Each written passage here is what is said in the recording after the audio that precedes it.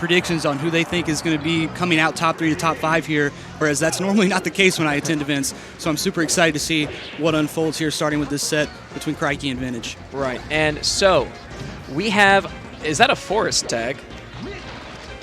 Yeah, 4 EST or 4 p.m. EST, one or the other. One or the other. I'm not sure. We are duking it out on Battlefield East Coast Special. And, of course, Marth Fox. I don't know. I only saw Khryke play a Marth Ditto, so I'm not exactly sure how they fare against Well, a Fox. he is from the Steel City, Pittsburgh area. He's been farming those online Xanadu's recently. He has really creative a platform game, which is why I think he prioritized getting to Battlefield early.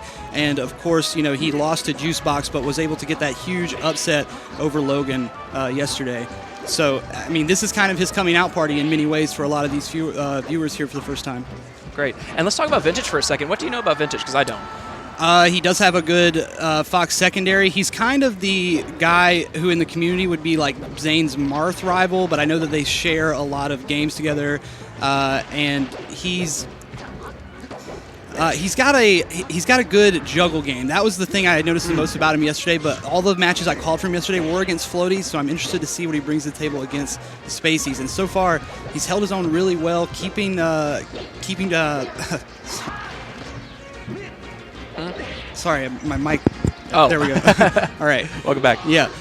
So, yeah, he's been keeping Fox off the edge, but the edge guard is what really was the difference maker between that first stock and the second stock. He was able to clean up the stock much more efficiently. Ooh, get up attack.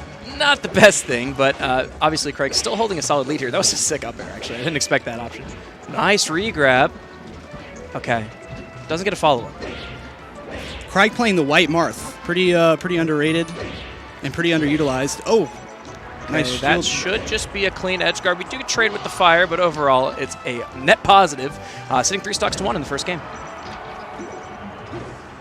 Okay, we are looking at a potential Marth killer here. There's the get up attack to reset the situation. Lands on the stage, but a big whiff from Vintage. You can see them shaking their head in the player cam. You know, I really think Vintage, you know, he had a lot of good Marth play yesterday. I was thinking that he would be doing the Marth Ditto here, but he goes Fox the first game and going down by quite a bit.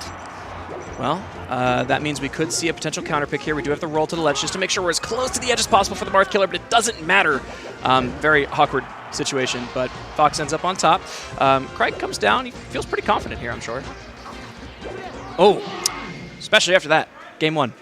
Yeah, I'm not sure. Maybe Vintage was warming up Fox all day, getting ready for this matchup. You know, a lot of people who play Marth keep that secondary around. They don't really care for the Marth Ditto. The Marth Ditto is kind of an old school thing that's kind of fallen to the wayside as time has gone on.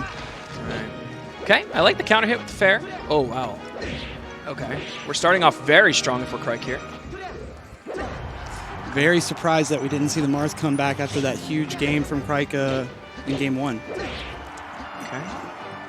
Off-stage situation very early. Just goes out with the fair. You see the fire. You know exactly what's going to happen. Just react. Good stuff. Now, that's going to be the first stock. Only 19%. Very early. But as you know, could get a crouch cancel shine in a bad spot. Yeah, Vintage is just struggling to establish any kind of neutral here. I'm not seeing any kind of dash dancing, any kind of real mystery to what his approach is here. That was very impressive from Vintage, by the way. That was insane. Yeah, that was nice. Yeah. Okay. Comes in with a bit of a greedy nair, and now Khryke does have a lot of wiggle room here, especially now. The pressure's just on. Okay. This is what I mean, honestly, that is kind of what he needed, but already we're seeing Vintage kind of come back in. Yep. Game all of a sudden looking very even. And this is the chaos element, right? These unfrozen transformations for Stadium at this tournament.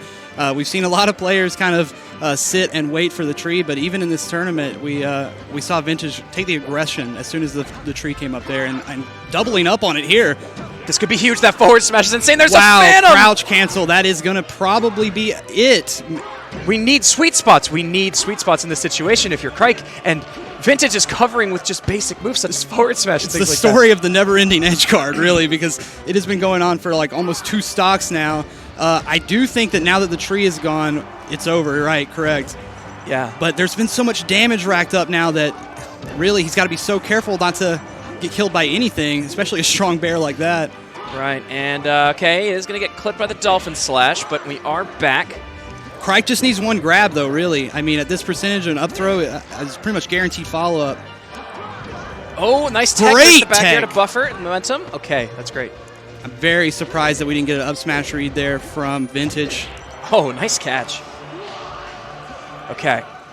It went from a clean one-stock lead in Khryke's situation to what looks like possibly a one-stock lead for Vintage. Well, he just had him on the ropes for so long. When he was finally able to get away from that tree, he actually was able to reestablish himself despite being down by such a huge percent and actually took the stock.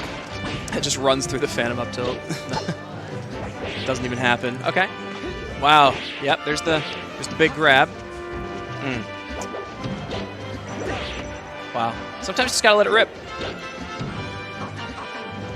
Oh, wow. Super quick second transformation now coming up. This will be interesting. It always seems to show up like in the last stock of the game, the most important moments of the game. So we'll see what happens here. I think that Marth is really good on that side of the stage. I think it might be advised for Vintage to wait, but he doesn't. He's going right in and looking for shine. No, there's no jump here. Oh, the tech! Oh, okay. That is going to be what saves him if he wins this. The Dolphin Slash. That tech was so crucial, dude. Let me tell you. Oh, that was so crucial. Let me tell you, that if he had not teched right there, he would have been eating a blue shape, a blue glowing hexagonal shape to his face, and we would have seen him in the magnifying glass down at the bottom, going right back to Stadium here for Vintage.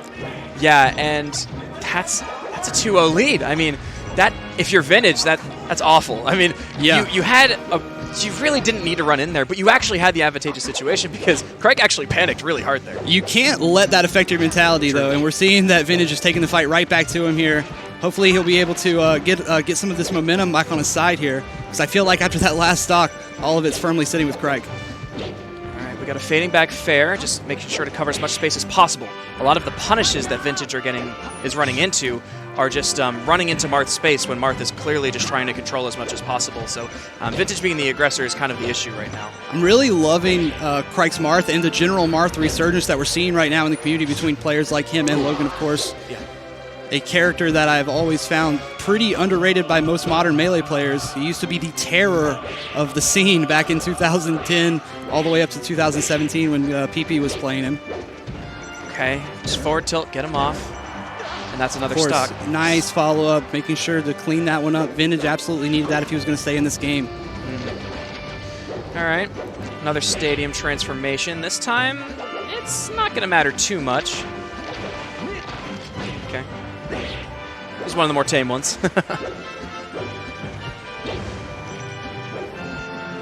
All right, still looking at some openings. Vintage just trying to tack on as much percent as possible with lasers in a pretty decent mid-range where if Marth comes in, it shouldn't be too much of a punish. Oh. I like how there's this unwritten rule in Melee that you will, most of the time it's acceptable if you wait on the mountain, and it's also acceptable if you wait on either side of the tree. But for some reason, nobody ever waits on this stage. I don't know if it's just because there's nowhere to hide or what, but everybody always goes in on the water stage. Yeah. You must keep fighting. Up throw, up air. There's a lead for Vintage. And Vintage, we were talking about that Marth earlier, but now it seems like his Fox is finally coming online. Hopefully it's not too little too late for him to stay in this set. He needs a win bad. And that's just the start he needs. Great wave dash out of shield to start a punish. And Khryke starting to run into the Marth problem. Can't get a KO at a high percent. Throwing out forward smashes, just really dicey committal moves. Dicey. Okay. And at this percent, what isn't dicey when you're coming in on Marth? I mean, Marth does have, of course, a hard time getting confirmed kills. Has to get a little creative with how they get those kills when it gets to that percent. All right, so we just see a shield breaker across the stage in the wrong direction and then a down smash. Whatever, if it works. And despite the huge percentage lead here for Fox, it's pretty dead even considering all Khryke needs is one up tilt, one grab. But solidifying the lead once again, and at a much earlier percent comes Vintage Fox roaring at him. So water stage coming back. Coming back. That means the fighting continues. Up smash is going to continue the combo. However, the windmill does throw a wrench into the plans. Oh no. I don't think we wanted that. I think Khryke wanted an down tilt there. Okay. Sour spot, up smash to edge guard follow-up. This might be one of the strangest edge guards you'll see in high-level play, but it looks like it's... no. Just barely misspaces it, Khryke does. Okay, there's an up tilt follow-up into the up air, able to actually chain everything together. 87%, I mean, that's tough if you're Marth. One more up throw up there. Should be good enough here. I think this is too good of a setup.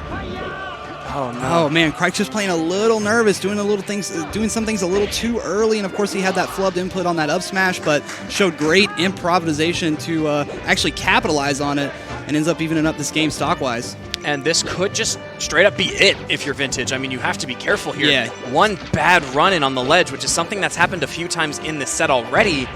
You could be kissing this set goodbye, but there is no jump available.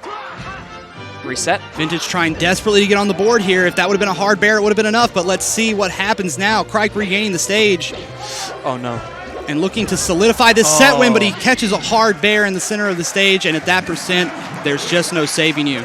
Yeah, and down air was probably one of like the few moves you shouldn't have done in that situation. I'm sure Khryke knows this. Yeah. The self-reflect, hindsight 2020, like maybe I shouldn't have done that. Oh, I heard a B button. Yeah, we're getting a Marth Ditto. Wow. Hey, wow. Khryke just beat Logan. I don't know if you want to try that, but you know what? Yeah. I believe. Very interesting strategy to to go ahead and switch it up, but that FD pick would, I guess that's what he was saving the Marth for, was the FD pick. He felt it was inevitable, and now that he is on the board with Fox, we're going to see if he can stay in the set with Marth. Keep in mind, Vintage has a lot of Marth Dittos under his belt against Zane. Yeah, I'm actually really excited to see how this match pans out. FD, it was, hey, I'm not playing Marth Fox on FD against you. Your combo game is very solid. I'm not, let's just Marth Ditto each other. And here we go. The first stock almost goes to Khryke. Oh, but it's probably going to go to Vintage after that. Nice. There's a very basic philosophy about Marth Dittos I would always give advice to starter Marth players or low-level Marth players, is that Marth Dittos can, most of the time, they can be about making the other guy do something first. And whoever does something first is the one who's going to eat the big moves. And that's kind of how I'm seeing this first stock play out. I know that the back throw up air works. Obviously, it's not, like, true. But when you're at a high percent, it'll actually mix up the other Marth very hard if you do a back throw. You usually get some sort of follow-up. But I do see a Khryke lead here, but how long does it last? Another hit should be an even game. Well, we talked about, Marth and this percent. It's even harder for him to get those follow-ups on a character as light as Marth. Extra credit coming through, and something that's going to be really important in these matches is your sweet spotting to edge, which when you can tell Khryke is nervous, not actually hitting a lot of sweet spots onto the ledge. So that might make the difference in these edge guards. You can just go down to a down tilt at like 30 if you're not careful. Yeah, absolutely. Down tilt, an absolutely pivotal move in this matchup because it is so low risk and can prompt so many reactions from your opponent. We see Khryke use it there beautifully. Looking good here if you're Khryke. Now, has Marth in the air, great. Also another thing, Marth loves to juggle Marth. I am really, really digging Khryke's use of down tilt in these Marth Dittos. He is using it to kind of outspace and approach in variance. Now, this is very much like able to be turned around by Vintage because you're in the percent where Marth is having trouble. Just kidding, that was really nice. Yeah.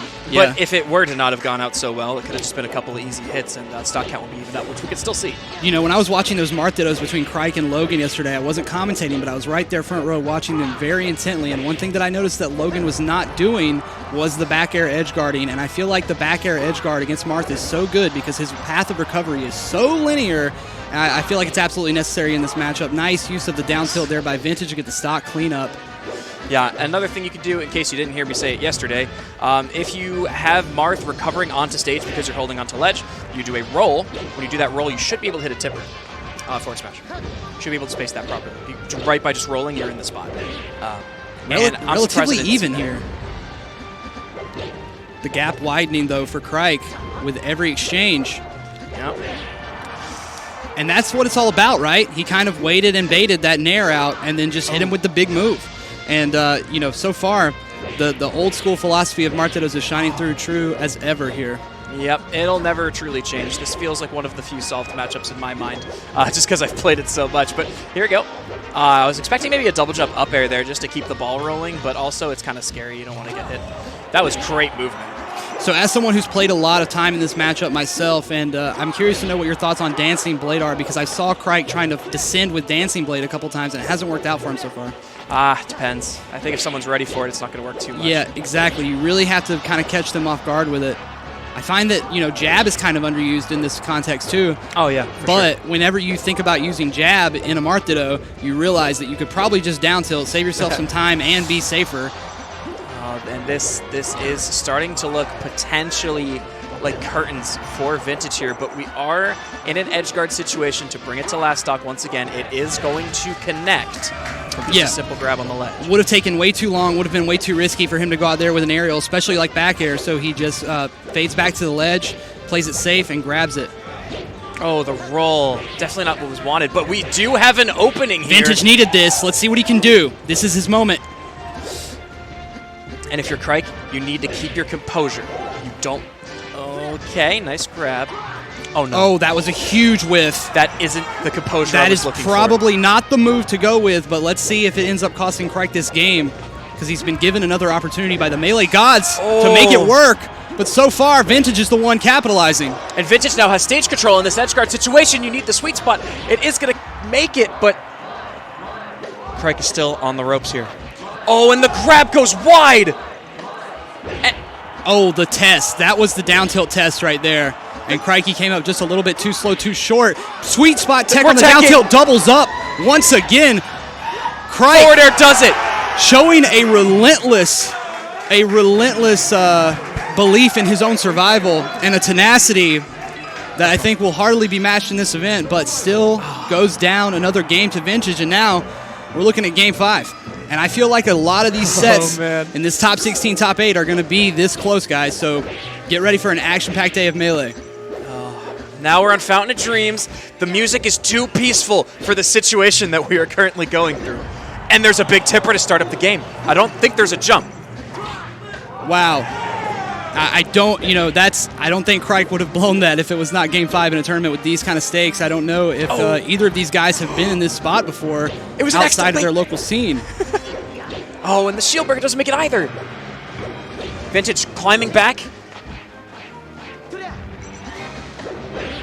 Oh. Nice. It still works regardless of the down air sour spot. Nice awareness. Another? Wow. Thought we were going Vintage for a double dip. with the approaching dare. Yeah, you're right. Double dip could have been on the table, but he opts for the forward smash instead. Okay, I like the run-through grab, and it works out perfectly. Great read on the little platform there. Oh, the counter invincibility. Oh, we're grabbing. We're grabbing. What's going to happen? Nice. This is huge for Khryke. Oh! Whoa! Khryke gets him way up at the top and dunks him down, sending him to the Shadow Realm. Once again, I didn't expect that. He's in the lead here now. And the early forward throws, very huge. You get a couple of forward throws early. Once you start buffering down and away, you are able to get out of like the second or third forward throw, which is why Khryke went for the up throw, because the juggling potential. Marth has a lot of trouble coming down. He knows this as a Marth main. Bread and butter. Oh! Now, I feel like the momentum shift is truly being solidified here. You can really feel Khryke's presence being enforced onto Vintage here. Yeah, and this should just be a... Oh, no. Oh, this... And if you're Khryke here, you're going to let out a sigh of relief a little bit. You're in a nice position. Yeah. You can relax. Yeah, Vintage, you need to do something. Yeah, you got to find something, anything. And you got to think that if Khryke has those last two games and then wins this game in such a dominant fashion, it's going to be a huge mental boost for him going into the next couple sets. Yep. Okay, so, I mean, we're looking to see what Vintage can do here to do anything in terms of a comeback. Nice tech, but that's going to do it. A very convincing 3-stock in Game 5. A very respectable match. Khryke comes out on top. I'm not sure if it was Khryke adjusting to the character swap, but it really seemed like in that third game he finally got his range and finally got a real handle on what he thought Vintage was going to do there. And a great counterpick to FOD, because it did not look that outside of that one initial great read that Vantage had, he didn't look like he had a lot of comfortability around those FOD platforms. Right. And looking at a couple replays here, I mean, there's a lot of really nice moments from this match that kind of just kept a lot of us on the edge of our seat. Yeah, huge momentum swing, because when we first started, it really did look like it was going to be quite an easy layup for Khryke, especially going off that first game. But as the games went on, Vintage started coming on more and more and implementing his game more and more. And when that Marth swap came, I think we were a little wondering what was going on, but he immediately proves us wrong again, of course. And it really just makes me wonder what would have happened if that was a 5-game Fox or a 5-game Marth set. I mean, I feel like both could have gone to a Game 5 very easily, considering you took a game with both. So. Well, I mean, that's the tragedy of the dual main, right? You can never know what, if you would have done things differently. There was a MDVA player many years ago, a good friend of mine named David Savage, and he said if things weren't how they were, they would be different. And that stuck with me all of my Smash career.